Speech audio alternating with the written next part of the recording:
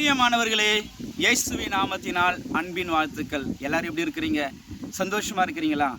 நம் ஆண்டவராக இயேசு கிறிஸ்து நம்மளை படைத்த ஆண்டவர், நம்மளை உருவாக்கின ஆண்டவர், மனிதர்களாக இருக்கிற நம்ம இடத்துல என்ன எதிர்பார்க்கிறார், எப்படியாப்பட்ட வாழ்க்கை வாழ்ந்தா நல்லா இருக்குன்னு சொல்லிட்டு ஆண்டவர் நம்ம இடத்துல எதிர்பார்க்கிறாருன்னா, அவரை மகிமைப்படுத்தி வாழ்கின்ற ஒரு வாழ்க்கை நம்ம வாழணும் என்று சொல்லி நம்ம ஆண்டவராக இயேசு கிறிஸ்து மனுஷர்களாக இருக்கிற நம்ம இடத்துல அவர் எதிர்பார்க்கிறார்.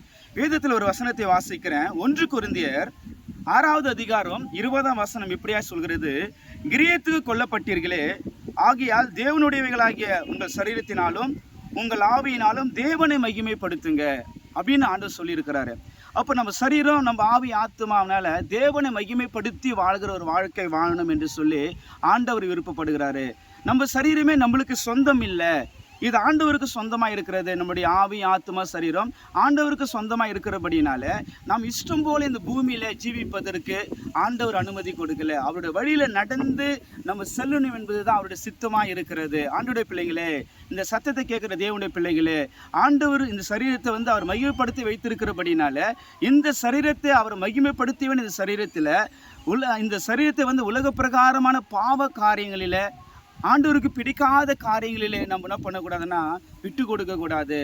அன்றைக்கு நீங்கள் பாருங்கள், சாத்ராக், மேஷாக், ஆபேத்நேகோ அவங்க தங்கள் சரீரத்தை ஆண்டவருக்காக ஒப்பு கொடுத்தாங்க.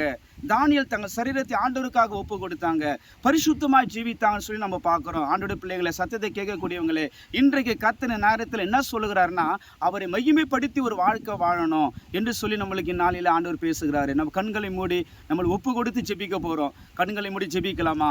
நல்ல தகப்பனே, ஆசீர்வதிக்கப்பட்ட இந்த நேரத்திற்காக நன்றி செலுத்துகிறோம்.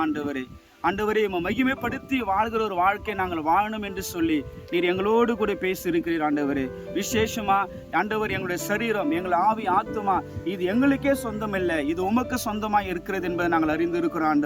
ஆண்டவரே, இந்நாளில் இருந்து ஆண்டவர் எங்கள் சரீரத்தை உமக்கு ஒப்பு கொடுக்கிறோம். ஆண்டவரே, விசேஷமாய் ஆண்டவரே, இந்த செய்தியை யாரெல்லாம் கேட்கிறார்களோ அவர்கள் எல்லாரையும் நீர் விசேஷமாய் ஆசீர்வதிக்கும்படியாக நாங்கள் ஜெபிக்கிறோம். உங்களுடைய கரத்தில் ஒப்பு கொடுக்கிறோம். எங்கள் ஜெபங்களை ஏற்றுக்கொண்டதற்காய் ஸ்தோத்திரம். இயேசுவின் நாமத்தினால் ஜெபிக்கிறோம் நல்ல பிதாவே, ஆமீன்.